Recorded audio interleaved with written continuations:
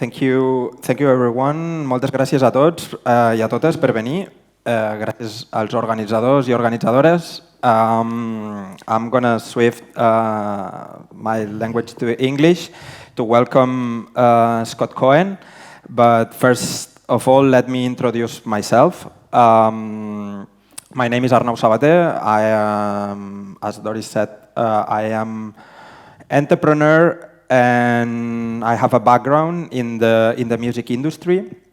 I have worked for Discogs, for Primavera Sound, for Jägermeister, building all the music strategy. I have been a curator for the Contemporary Culture Center of Barcelona called CCCB, among many others.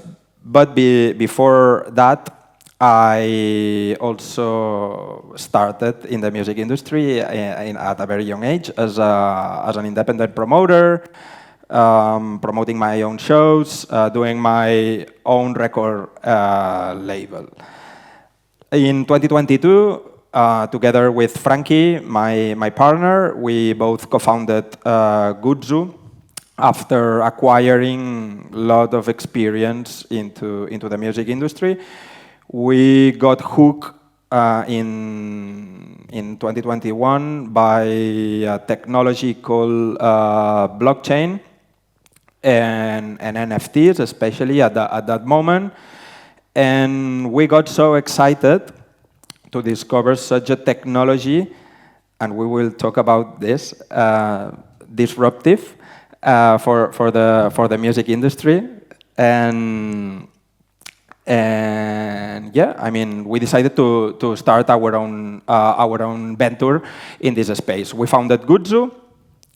We raised some capital from private investors, and in less than 5-6 months, we launched our MVP. We got some traction, and we starting riding surfing the wave of this incredible and super passionate world of entrepreneurship into the music industry, which is something that we're gonna discuss about today. Before, we want to know how is our audience today. We would like to know if you're musicians, if you are investors, if you are entrepreneurs. Yeah, if you're investors, he's still looking. Exactly. But anyone musicians? Okay, so a few musicians, because they're giving away 2 guitars at the end of the night. No, they're not. They're very expensive. You can only look. Who else? Are there any entrepreneurs here? Some entrepreneurs. Okay, and music industry professionals, people working for other companies. Nice. Do you know some people raise their hand for each one, which is it can be multitasking. And any person with tech background in the room? Okay, cool. Well, the original plan was this is gonna last for like 75-90 minutes. The original plan was 45 minutes talking, Scott and I. And then Q&A in the last part of the session. But as Doris said, I want to do it differently. We feel more comfortable, and this is something that we discussed before. Please interrupt us anytime you feel it's interesting what we are talking about, because we want to hear your thoughts, right? Yeah, and just so you know, I'm from New York, and I'm Jewish, and interrupting is what we do. So you can just interrupt for any reason, just jump in. I saw a microphone here before. Oh, okay. There's one. Because they're recording. Yes. So, well, we were having lunch before with Scott, and I explained it to him that I am a music fan, I'm a music lover, and for such a music fan, I admire so several different people in the music industry, like people who has like an opinion.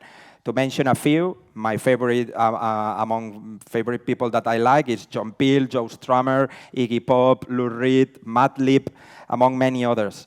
But I have admiring them since I was young. But since I became an entrepreneur, I start admiring more other people like him, who is people who took the risk of starting like their own venture, right? People normally love rock stars. Well, I do too. But I mean, you are like a rock star of the music business. Oh, thank you. I'll give you an autograph later. Okay. We can take a photo. Okay, well, you are the founder of The Orchard.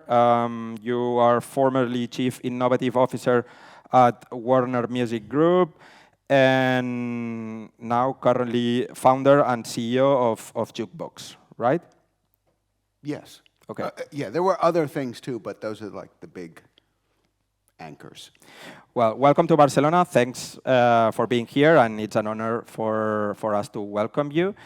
As a tech entrepreneur, you have been consistently ahead of your time. So setting the paradigm for entrepreneurs in the music tech startup space.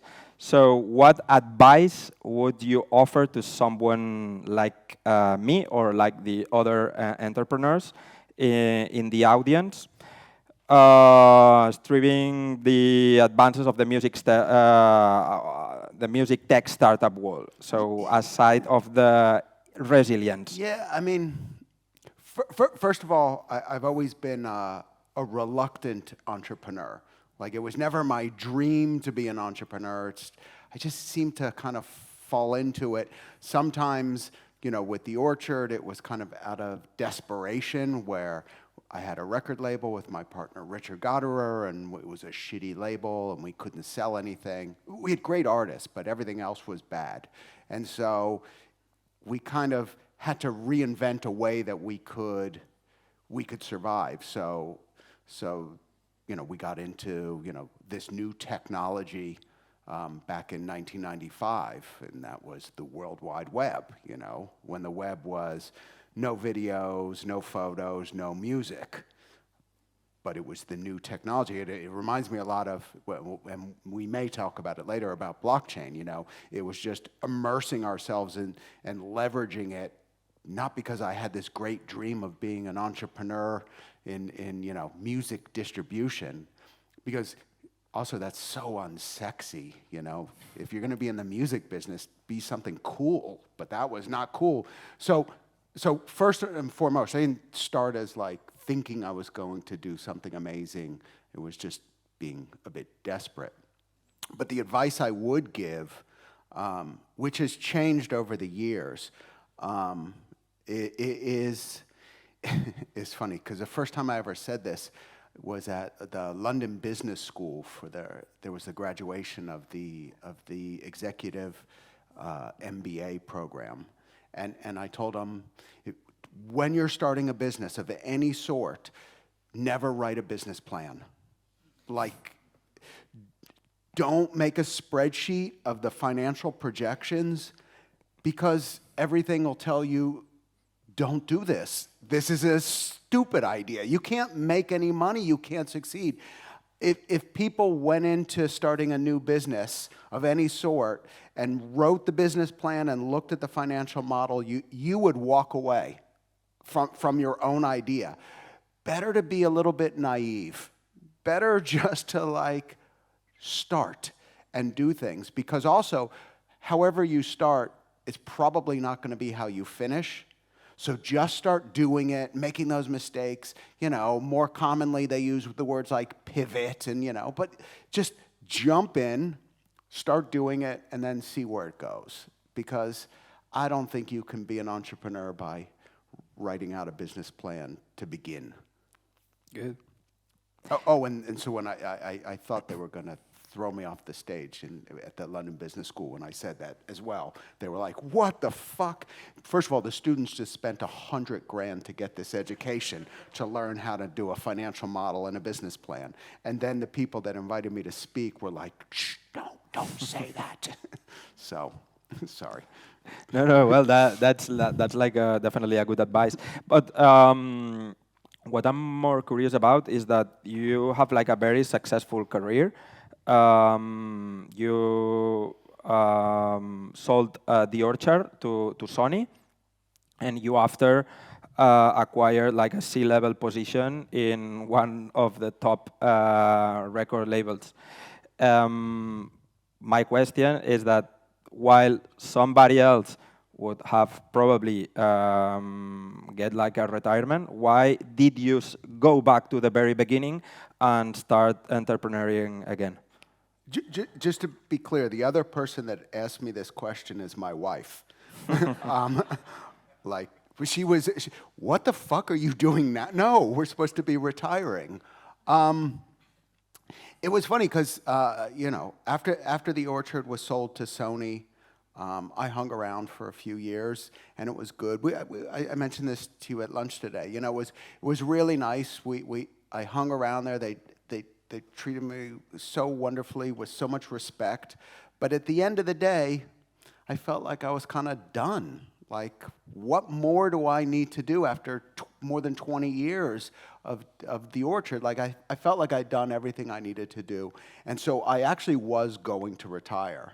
And I put in my notice to The Orchard and told them, all right, I think I'm ready to leave, without really a plan. I thought I would just, I was fine. Believe me, I'm not like wildly rich, but I made enough money that, yes, I could retire. But I got a call from an old friend, Max Lusada, the CEO of Warner, and we were just chatting. And before I knew it, he had offered me this chance to come in to Warner Music Group and be we created a new role, it didn't exist, the Chief Innovation Officer, to kind of look out into the future, what's happening, not like you can see out on the horizon, you can see Spotify and go, okay, yeah, Spotify and streaming's gonna go up. It's like, what's beyond the horizon? And so what's out there, but also what's here right now that we can leverage, that the artists and the managers can use, and as well as the people that worked at Warner. What technology can they leverage? How can they do that? And I thought that's a really exciting role, because I'd only built things from the bottom up, and this is entering somebody, or an organization that's already huge. Could I have an impact? Could I help, expand it? By the way, I think I failed, though. I'm definitely not made for big corporations. With that said, I did decide I was going to retire, and I did tell them I'm retiring. And I did not stay in retirement for very long. I actually stayed in retirement for, I didn't. And actually, I ended Warner on a Friday and started work on Saturday morning. I didn't even wait till Monday. But why did it? Sorry, this is a long answer. How long do we have here? Sorry. I hope you don't have too many more questions, because the answers are too long. Well, that's why I asked the audience to interrupt. Yeah, just interrupt. If I'm just kind of like, wow, just like jump in and stop me. But why did I do this is because I don't want to start a company or do something for the sake of doing it. I'm certainly not doing it because I think, we can make $1 billion, which we can. I do it because I think it's something transformational. It's something that's going to happen. Other people have been trying it and haven't gotten it right. I'm like, kind of reluctantly, like with The Orchard, reluctantly, like, fuck, I think I'm going to have to step in and see if I can give it a shot. I think I can do this. And had that difficult conversation with my wife. Then I'm going to go back into startup world. And, well, your new startup is very innovative. You were the former Chief Innovative Officer in Warner. However, as I could feel myself, music industry is very reluctant to innovation. So it's a very, from outside, people, my friends, when I tell them that I work in the music industry, that I have worked for super big corporations like Primavera or Discogs, they think that I am cool, but that's not cool anymore. Cool. When you're inside, when you are like a business insider, when you are in the music industry insider, you realize that people who has like top positions there don't like to innovate much.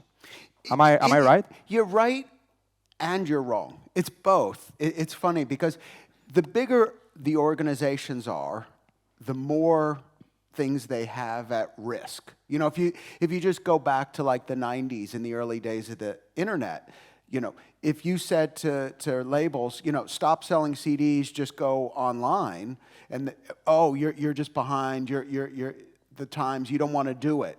Well, hold on. They did want to do it, but how many people had, you know, broadband, you know, high-speed internet in the 90s and the first decade of the 2000s?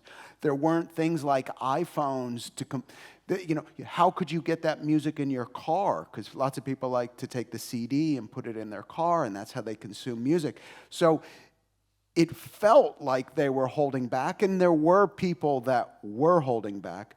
But actually, if you look, the first people to capitalize on the web, certainly music was ahead of newspapers and magazines and television and film and video. Like, music was first. And oftentimes, new technology is accelerated because when the music industry comes in, it explodes. Look at social media. Social media had been hanging around, and think maybe back to the MySpace days. Do you guys remember MySpace? Yeah. Sorry. It was a different era, but, you know, MySpace.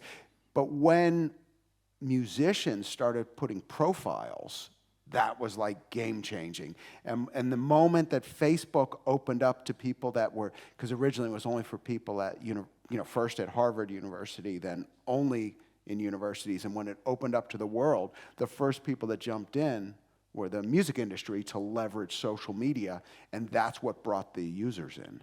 So it's both. On one hand, they're very scared of, they have valuable assets, and they're not just going to put them out there. But on the other hand, you look back in history and go, actually, they were early adopters. It's both. Yeah, well, you're right. And this brings me to something... including like look at this microphone. Like, I can picture Madonna on stage with one of these, Well, this brings me to remember something. The first time we spoke, it was thanks to Jordi Puy, who's now today here. He introduced us. And, well, I really appreciate that someone like you to dedicate some time to entrepreneur, well, like a person starting.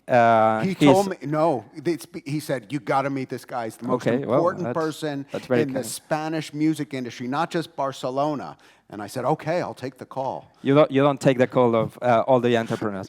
No, well, I'm joking. Well, one of the things I told you, and this is something that I have on my notes on the notebook, is that I told you, I described Gudzu at that moment as a couple of persons that wanted to disrupt the music industry, and you said, stop.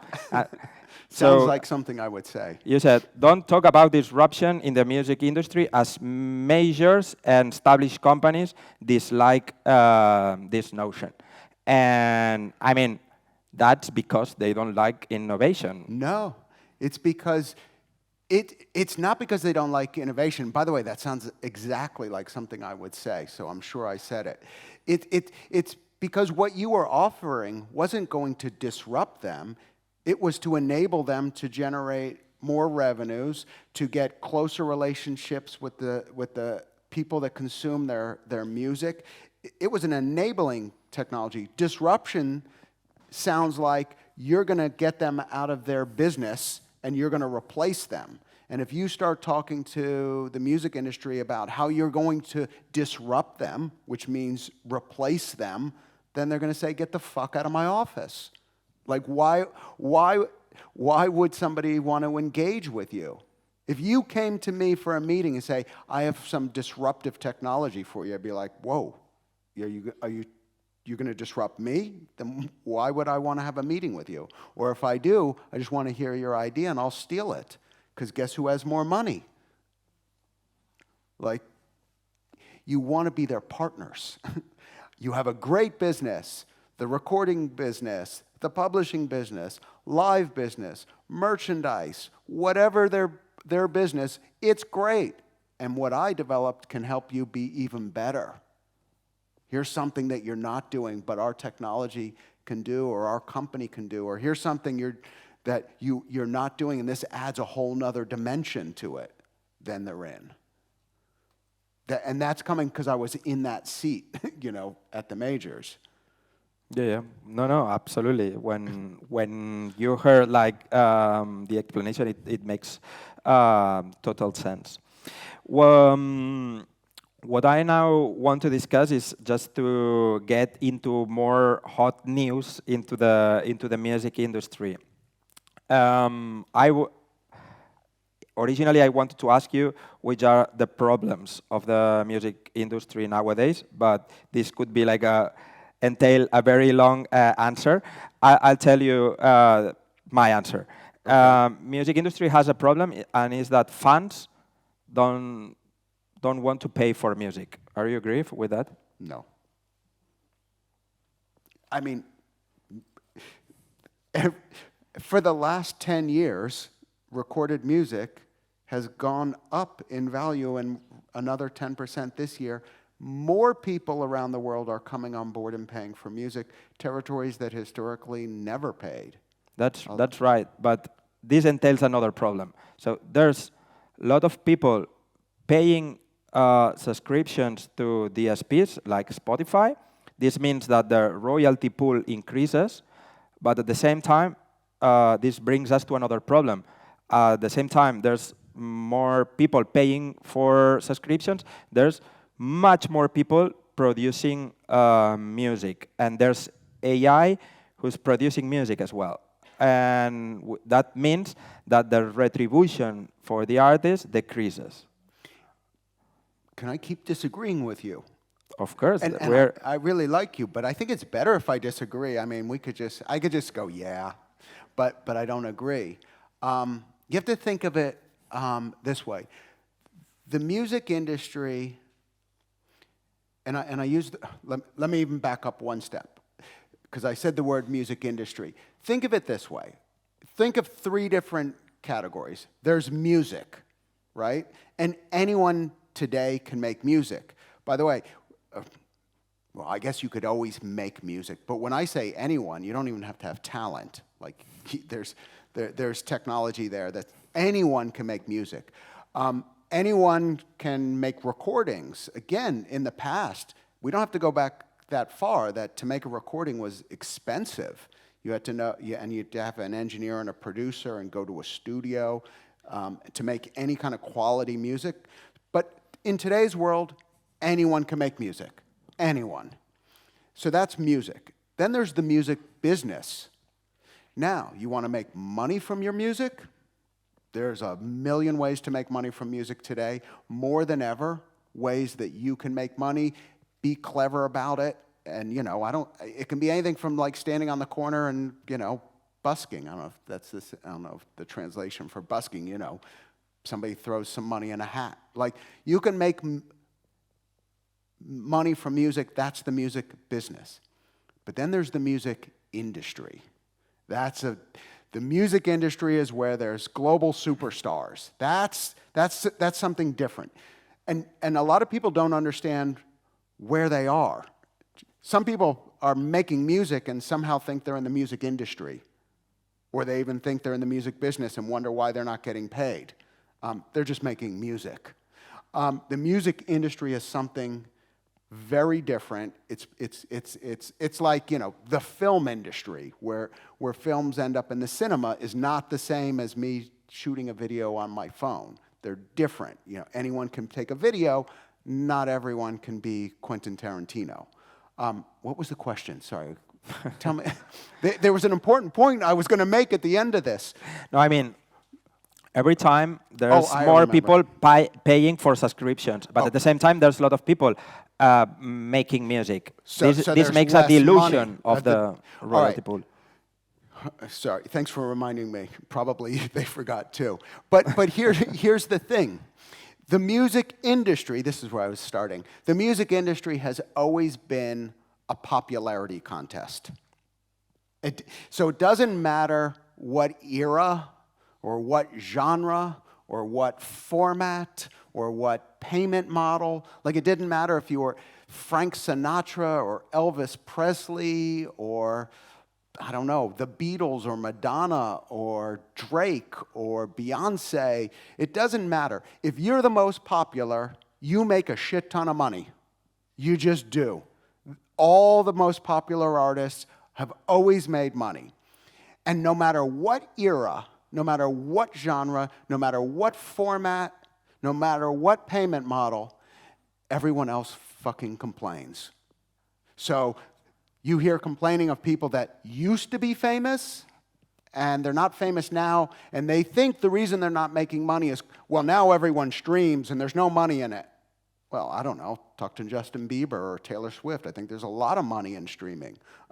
They just don't care about your new album, and that's why you're not making any money. Or it's artists that aren't successful, and they think, well, it must be a problem with the system. It couldn't be them. It couldn't be something they're doing. So I think there is a lot of money in the music industry. There's a lot of money in streaming, but you have to be popular, or you're not going to be collecting that money. And again, maybe that sounds bad to some people. Oh, question. Wait, but we have to get you a microphone before you ask. Right with a baseball cap. Hi, first of all, thank you for being here. This is such an interesting talk. Now, reading about the universal superfan platform that they are developing, do you think that with the amount of, like, we see the growth that all the majors are having, like, we see 12 year-on-year growth and stuff, do you think that every major is going to go for their own app to monetize superfans? Or, because we've seen, like, I think yesterday they released that the Universal has signed with Hype for 10 years. So they're investing in the Weverse platform alongside and distributing Hype for another 10 years. Yes. Sorry, for those who doesn't know, this company they are mentioning is owned by the South Korean K-pop major company in. Yeah, and Scooter Brown. Their first artist that everyone probably is aware of is BTS. Yes. Which we broke at the Orchard. Thank you. So the question. So first of all, I think you're thinking in the right direction, no matter what.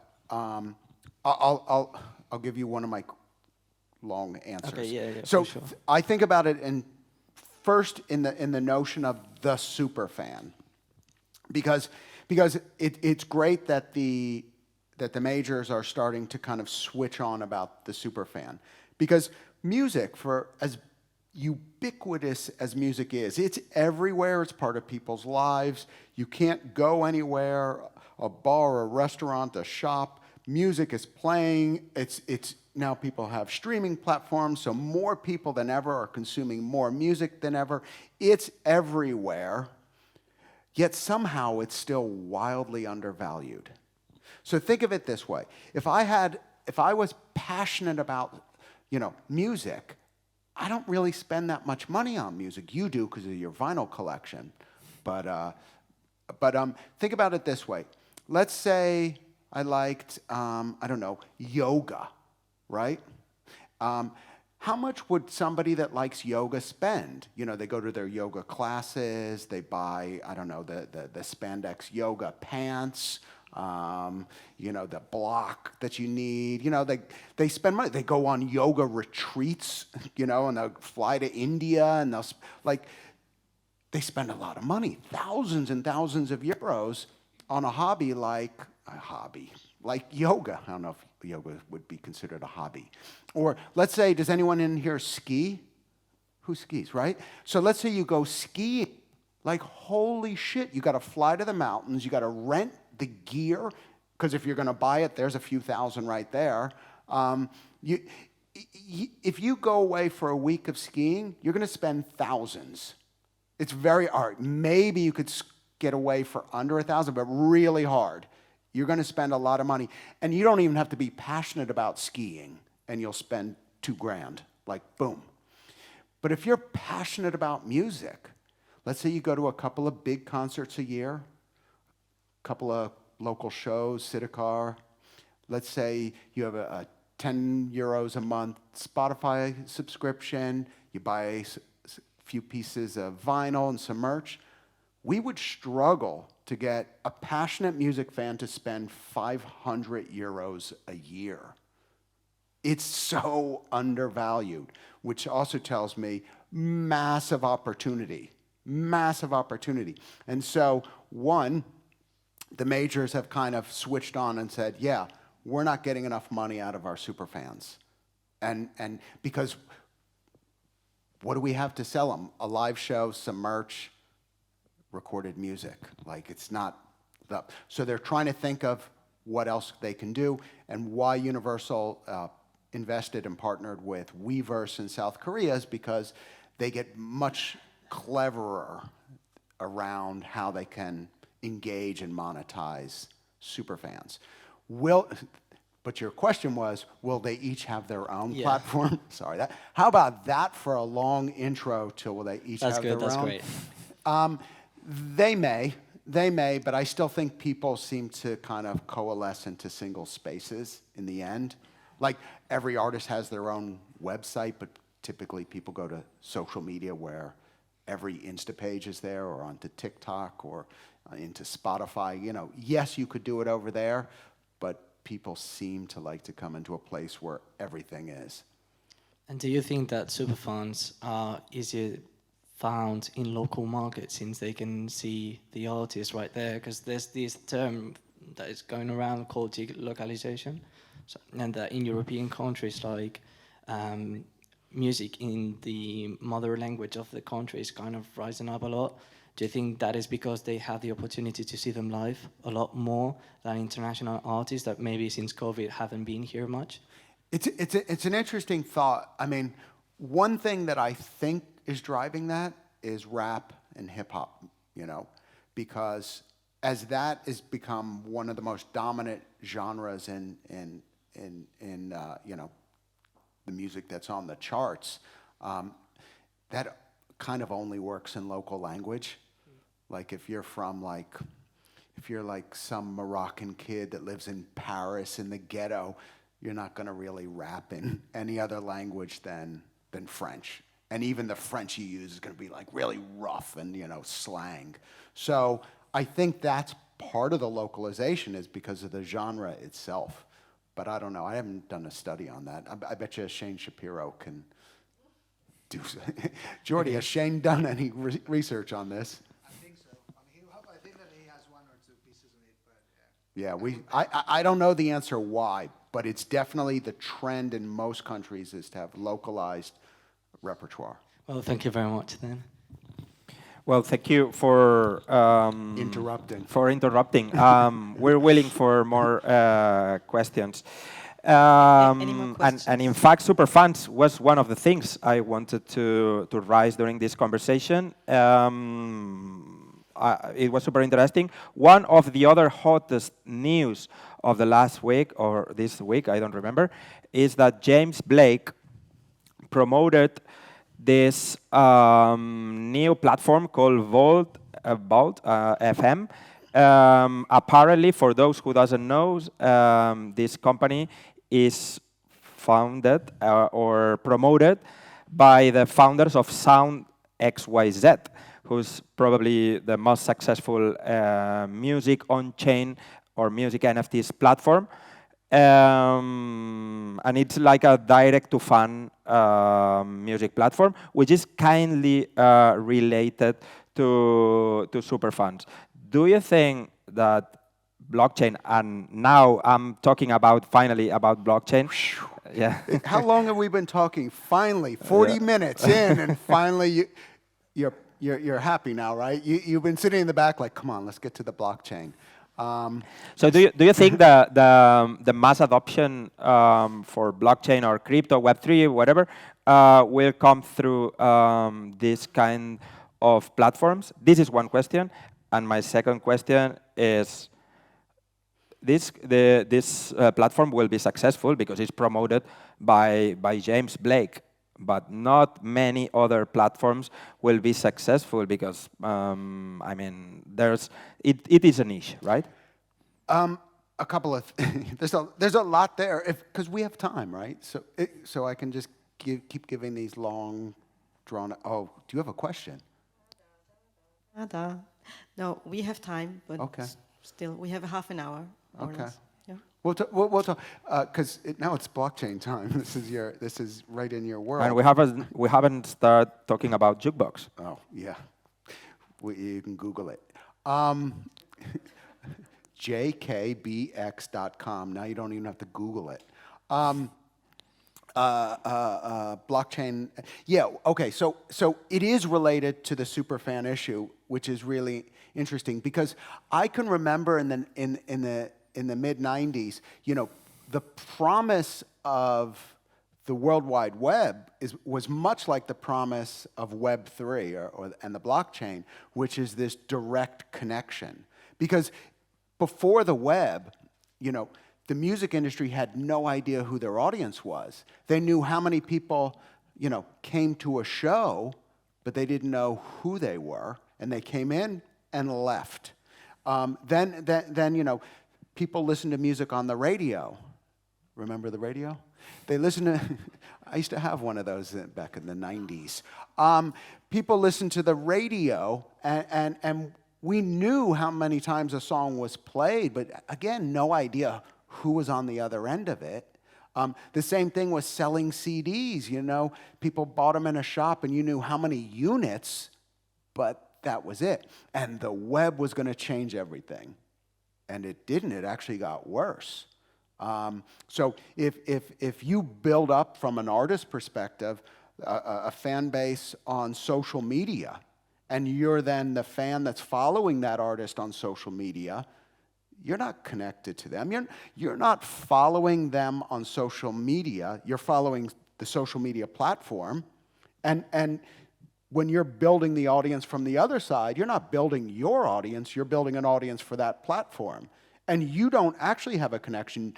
You don't know who those people are, nor can you message them. You can post something, and an organic post might reach 2 to 5% of the people that follow you. And if you want to reach all of them, pay. Pay the platform to reach the people that you just gathered to follow you. So they put this huge wall in there. Same thing, you know, and I'm not against these companies. I love these companies. I use all these companies. You know, if you went to Spotify or Apple Music, you can build, you know, how many monthly listeners do you have and followers? But you can't reach them. They're not your audience. They're Spotify's audience. And if you're the fan, you're not really following that artist. You're following the Spotify platform around that. The idea, of blockchain is to set up these new type of services that may be, but don't have to be, but may be built on the blockchain, where the ethos is for the companies can build things on it, but basically stay the fuck out of the way. Enable that connection. You can charge a commission if things are sold. You can monitor it. You should help that. You shouldn't be a wall between the two that determines how they're going to engage. What they can engage with, what they can't, what they can do, what they can't. Like, that's bullshit. And this is the promise of Web3. And so the technology's still, I don't want to say it's in an infancy, but it's still a bit early to leverage it at scale, but it's starting to lead in the right direction. And what do you think about NFTs? I mean, after the hype they had in 2021, well, me and my partner decided to leave everything to start our own company. How's that going? We'll discuss it later. But why they have faced such like a backlash so heavy? It's a few things. I mean, you know when you're talking about a technology that it's immature. So again, I'll just rewind. Remember when we used to talk about MP3s? Everyone remember MP3s? And you knew how many megs a file was, and looking at how many megs, you either knew, oh, that's a high quality, or like, what? That's going to be a shitty MP3. It's only a 1 meg file, or you knew that it wasn't an MP3 file, it was a WMA file, or iTunes used AAC as their format, and we talked about DRM, digital rights management and protection and all of that. That's when you know it's immature. Because what's the file format on TikTok, or YouTube, or Spotify, or Amazon Music? And what sizes are the files? And is there protection on them? Not only do you not know, you don't fucking care. You don't care. The technology is mature and robust when you start looking at the benefits you get from it. And when you're still talking about NFTs and tokens and coins and crypto and wallets, it's not ready. It's not ready. It's too early. I mean, there'll be early adopters and there'll be testing, but only when we get to the place where you have no idea the things you're doing are on the blockchain. No one ever uses the term blockchain. You're just like, ooh, I do this. This is great, and I got some reward, and I get this, and I have a digital asset, and then it's completely normal, and that's when it's going to take off. We're too early. You're too early. And are they going to be back? What do you think? Of course they're going to be back. I mean, the blockchain technology offers a lot of possibilities when it's right. Without getting technical, there's some issues holding it up, but there's also some really unsexy ways that it's going to be helpful. Think of like payments and mapping money. I mean, this idea that there's some activity that's happening already digitally, like a song is streamed, and then it's collected at the end of the month, and then it's paid to some organization that collects the money, and then it's held in a database, and then it looks who are the owners of that, and then it pays it out, and there's whole companies built around that. Or it's on the blockchain. You know, you can put a smart contract in there that can execute a command at scale and says, when this song is played, this person gets this percent, that person gets this. It's all done on chain. It's and transparent to those that have permission to look, and you can see the entire history, and it's done. Like, wow, that's going to be transformational. Mm-hmm. It's going to be transformational. I completely agree, and if you allow me to give my thoughts on this, I would say that my prediction is that NFTs will become infrastructure more than consumer-faced products. And here is when we need to talk about the tokenization of royalties. And you know a lot about this. Yes. I thought this was your opinion. No, Yes. but I mean, you were saying before that because there's lots of infrastructure that exists that's just doing things in an old way. Again, it doesn't have to be disruptive. So there's. But when we will be able to explain the artists that they will be able to get additional revenues from tokenizing their royalties Web 2 to the Web 3, so this will completely change the picture. The picture. Yeah. Again, if I think about like a PRO, I won't use this guy as an example from Spain, but let's say PRS or ASCAP or Unison, of course. my favorite of all the PRs, you know, the ones that collect public performance. You know, there was a time when they would have paper logs, you know, that were writing down by hand. And then at some point they moved to like spreadsheets on computers. And then from spreadsheets to databases. So when they migrate to blockchain, it's not disruptive, it'll be enabling. When we talk about, you know, NFTs and what they can do, you know, again, for the benefits, like, you know, it can unpack things that you could put a whole bunch of stuff into one thing that is now, you know, it could be rewards in there. It could be anything that's in there. You know, you could buy your ticket. There could be other stuff because there's a contract in there that allows you to unlock things. It could see when you're doing other things and say, oh, you've reached a level, and it unpacks something else.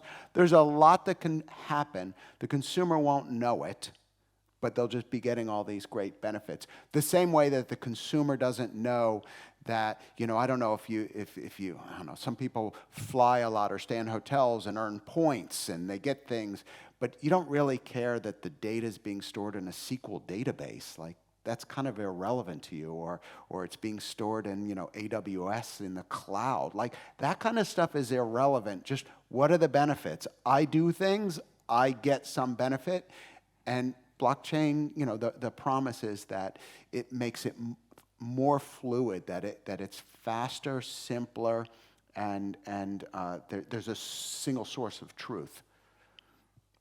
Well, now it's 20 minutes, approximately towards the end of... Wait, do you agree? I couldn't tell if you were agreeing or disagreeing with me. No, I completely agree. Okay. I completely agree. No, totally. But I'm curious how Jukebox is utilize blockchain. We have to explain what it is, Jukebox, not the blockchain. So you know, I'm the CEO of this new company called Jukebox, jkbx.com. What we do is we allow people to invest in hit songs. So it's not the artist, it's the songs. Oh, hold on. I have to say something very quickly. Nothing I'm about to say should be viewed as investment advice or an offer for or solicitation of interest in any securities offerings, okay? I am not a broker. I am not suggesting anyone should invest in anything, particularly not anything on Jukebox. I'm not giving any advice on that. But here's the thing. We allow people to invest in hit songs. We work with rights holders that have songs. Here's the weird thing about dealing with securities. Well, I'll come back to it. So rights holders we should have started this from the beginning. Yeah. So Yeah, we should have more time. No. I'll say this quickly and try not to be too complicated, because some of you are in the music industry, some of you are not. So copyrights rarely trade. They're what you would call an illiquid asset. Most copyrights never trade once in the life of the copyright. That Sony, Universal, Warner, BMG, they've never sold a copyright, and they never will. They buy them and they own them. Buy them. They sign an artist, they make an album, and that's theirs forever. And they're not getting rid of it. That's why sometimes you see these headlines that a catalog sold, because it's a big event that rarely sells. Maybe a catalog sells once in the life of the copyright, twice, but rarely more than twice. They're illiquid. But I think a lot of people would like to play around with that. Instead of those dozen or so companies that are buying these assets, it'd be nice if everyone could buy. So what we did was we made deals, I don't want to get too complicated, to make an illiquid asset liquid. And the way we do it is through the income that a song makes. The copyright stays with the copyright owner, but they can take a percentage of the income from a song. So let's say they take 10% of the income from a hit song. An issuer company, this is the technical part, buys those income streams. They pay them some multiple. Oh, I'll give you 20 times what it earns every year, and now I own those income streams. That issuer takes it to the SEC in America, the Securities and Exchange Commission, and when it comes back, it's qualified. When those come back, essentially we've transformed income streams from an illiquid asset into regulated securities that are then listed on the Jukebox platform. So income streams become securities. Other securities are like Microsoft. You could buy 10 shares of Microsoft, or you could buy 100 shares of a hit song. And that entitles you to a portion of the income. So every time a song is played, somebody's getting paid. And in this case, it could be you, because you're entitled to the income. And then when there's securities, when we stand up our secondary market, which we intend to do this year, then you can trade them like any other security. Does that make sense? Okay. Because it's quite technical. And go ahead. Oh, wait, we have to get you a microphone. It's coming. Slowly.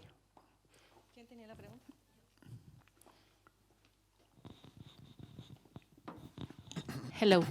I would like to know if you get the income from what is the recording or also the composition, or both? It's either or both. So sometimes it's rights to the sound recording, and sometimes it's rights to the composition. Okay. And so on the platform, we would say, here's the name of the song, and we have to start to educate people. Here's the name of the song, and people go, okay, I know that song. And you go, it was written by these 3 people, and then it was recorded by this person. So already people start to learn about, oh, there's 2 sides to the, there's the composition and the recording. And then we say, but what we're going to invest is this person share of that. And this is how much they've earned over the last few years from their share. And this is what a trailing yield would be like, and all of those factors. So it's an actual financial product, but it's also great for a superfan. And it is traded all along the life of the copyright. Can be traded and bought or sold anytime. Say that again? It can be bought or sold anytime during the life of the copyright. Yes. Okay. Yeah. Okay. Good. There's a question up in the front.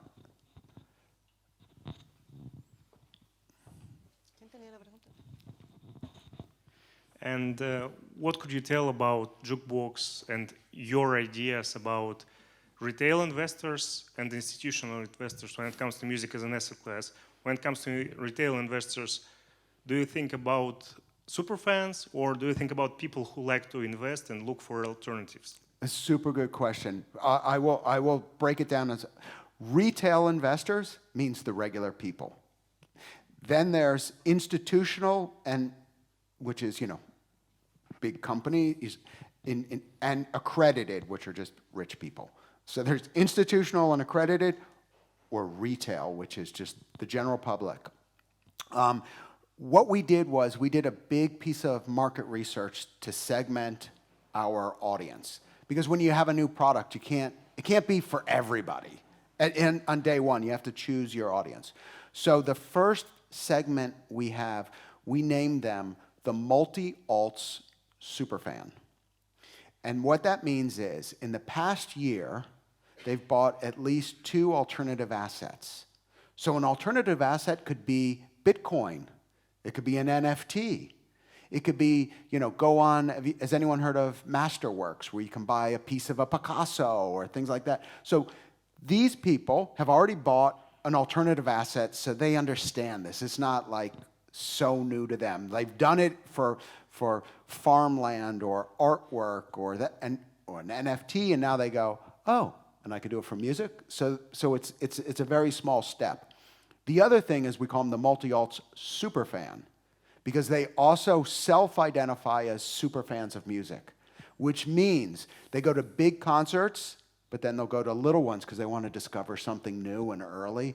They'll buy merch, vinyl, they'll have a streaming account. They probably also have a SoundCloud account as well, because they like B-sides and remixes and demos and unreleased tracks. And when I put those 2 groups together, the multi-alts and the superfan, in America, that's 17 million people that fit that. That this product, calling it a product, that this offering is perfect for them. that they'll get it instantly. And that's how we're going at it. Super fans and people in alternative assets. And related to this question, how important is for Jukebox the Gen Z? Because, I mean, they are retail investors, and to my understanding, Gen Z is people who like to support the artists, who buy alternative assets like cryptocurrencies. So they make money on alternative finance with crypto, and I mean, they play video games, they buy skins, so they should be like a very potential target of Jukebox, right? Exactly. The only difference is we don't think of it as demographics. We look at it as psychographics. So we look at who the, so in that multi-alt superfan are probably a lot of Gen Z. But if somebody is 60 years old, buying Bitcoin and going to Bruce Springsteen concerts and then discovering the next thing, happy to sell to that person too. So we really look at the psychographics versus the demographics. But you're right, I think Gen Z, because when we also looked at the average age, Gen Z skews much higher. And just to continue the question, and what do you think about institutionals? Do you see that they understand music as an asset class? Do you want to work with them, family offices and all that stuff? Yeah, so the multi-alt super fans, they definitely seem to understand the music, the value of it. But the accredited investors and the institutionals have absolutely recognized this music as an asset class. We could rewind a little bit to the year I started The Orchard, which was 1997, was also the year that David Bowie released his famous Bowie bonds. And that, to me, was the first step where the financial world recognized music as an asset. Because before that, it was just sex, drugs, and rock and roll. And David Bowie's like, yeah, I want some money, and I'll securitize my royalties. And they're like, yeah, whatever. And then he's like, here's Ziggy Stardust. Look how much it makes me every fucking year. Here's this song. Look how much it makes me every year. And they're like, oh, this is consistent income year over year over year. It then took a while after the Bowie bonds, but I'd say around 10 years ago, then Wall Street woke up.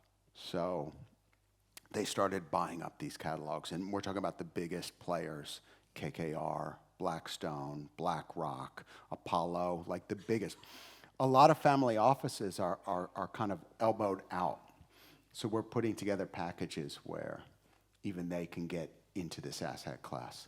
Why are you with a family office? We are your direct competitor. Oh, okay. Who are you? Wait, bring the microphone back. Okay. We have another question over Oh, here. okay, we'll talk. Wait a minute, are you trying to disrupt me? No. Okay, Okay, can we take this question over here? Yeah, absolutely.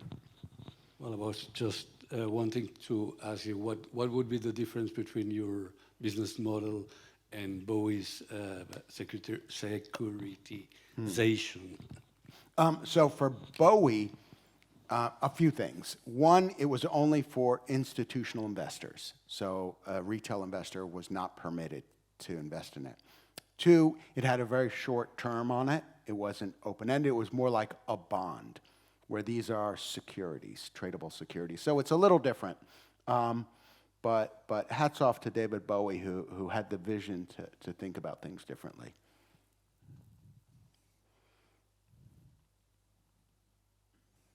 If I'm wrong, I think I've read somewhere that the minimum investment by an investor would be $200,000. On jukebox? On your securities. No, I think our minimum might be $100, so less than 100 euros. But I like your thinking. Everybody, this is my investment advice. Everybody put $200,000 into your account tonight. No, joking. Nice. Well, we are now nearly about to finish. Yeah, we have 7 minutes to be exact. How many? 7 minutes. Oh, time for half an answer to a question. Okay, do we have any other questions from the audience? Yes, 2 more questions. Right here in the front row.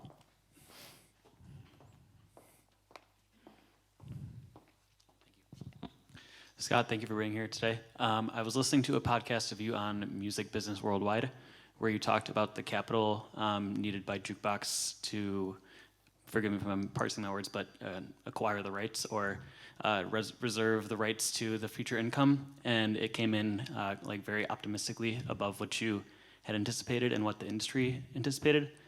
How are you planning to use new capital to further fuel the platform, further fuel the rights acquisition, et cetera? Well, first of all, 2 things in there. So we've secured the rights to something like $14 billion worth of catalog value, for Jukebox already. That's good news. More good news is we don't pay for that. We don't have to pay for it. It's like if a company, each one of these songs we put up, think of it like a mini IPO. It's going on the stock market for the first time. So when we list a song from a large rights holder, they get paid on the, when it sells on the primary market, just like if you were going to put a IPO on NASDAQ or the New York Stock Exchange, you don't get paid in advance. You get paid on the day of the IPO when people buy the shares in the primary.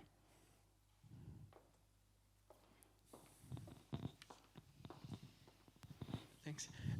Would you say it's like an evolution of this going to more indie artists, so they can maybe finance some, like, for example, like an IPO, but maybe like release the rights of a future album they're going to release, so they can finance the recording of it? Before, I'm going to answer this in a sideways way, like I've answered every other question sideways. So when you think about investing, there's different types of investors. So let's say you were starting a company, right? And you go, maybe the first investors are what they call family and friends. Then maybe you get an angel investor that says, all right, you've written out a business plan on the back of a napkin, like, okay, we intend to do something. We don't even have built a product. You get an angel that comes in and gives you some money before you've even built anything. And you keep working through different types of investors, I'm a Series A investor, a Series B. Like, I have a friend that works in a large company, and they only invest in blue chip companies, like Amazon. Not Amazon when they started, like Amazon now, like, okay, we'll put $1 billion in Amazon or Starbucks, So there's different types of investors that enter in different profiles or enter in different parts of the stage. Where Jukebox is today, we're like my friend that invests in Starbucks and Amazon. This isn't going to help the starving artist that wants money to fund their next album and one day become famous. That's not what our platform does. It's more about super popular songs by famous recording artists and songwriters. With that said, you could imagine a world in the future where we would do that. But if not, there's other platforms that do that. There's other crowdfunding platforms, because I think that's what you would be referring to. It's crowdfunding. But we're working on some products that says, how do we unlock the value for the independents? Because here's the thing about the independents. Again, we're not talking about new music, because music has a decay curve that's very predictable. Music comes out, it earns the most amount of money, it becomes a hit, drops off pretty steep, and then hits a floor, which is not zero. And it just makes what it makes every year. A hit song could make hundreds of thousands or millions every year forever. An independent song, less. But there's songs out there that go, you know what? I earn 1,000 euros a month every month. The song was released 15 years ago, and I just get these checks every month. But those smaller songs and those smaller artists would never have an opportunity to do one of those events like Bob Dylan sold his catalog. Like, no one's going to do the work on something that makes thousands. They won't do the work on something that makes tens of thousands or even hundreds of thousands. It's not worth the effort of the people that buy those.